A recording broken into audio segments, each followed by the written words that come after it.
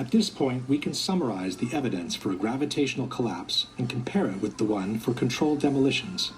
The official explanation for the initial collapse, or sagging trusses theory, is fundamentally flawed for at least 3 reasons. There is no evidence that the fireproofing was widely dislodged from the steel trusses, no evidence for temperatures high enough to seriously weaken the steel, and no valid explanation on how the trusses could have pulled and broken the external structure on their own. At the same time, the initial collapse is fully compatible with a controlled demolition. The official explanation for the total collapse of the Twin Towers does not exist, nor was a scientific calculation ever attempted by NIST, as they have repeatedly acknowledged.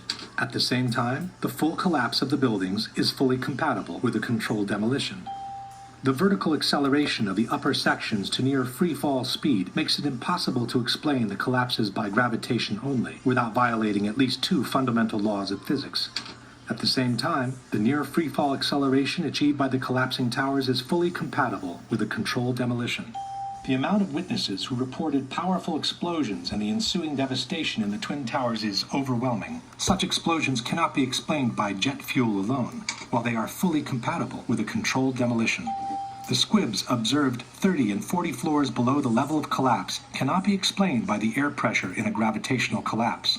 At the same time, squibs are the typical signature of controlled demolitions. Not all the diagonal cuts and V-cuts observed on the columns at ground zero can be explained by the removal operations. At the same time, these kind of cuts are another typical signature of controlled demolitions. The large area of debris around the towers, with the lateral ejection of elements weighing several tons, cannot be explained by a gravitational collapse.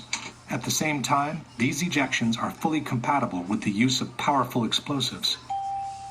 The long-lasting fires, the extreme temperatures under the rubble, the incandescent beams extracted during the cleanup, the high degree of deformation of massive steel beams, the molten steel and molten concrete observed and found at ground zero cannot be explained by jet fuel alone, nor by regular office fires.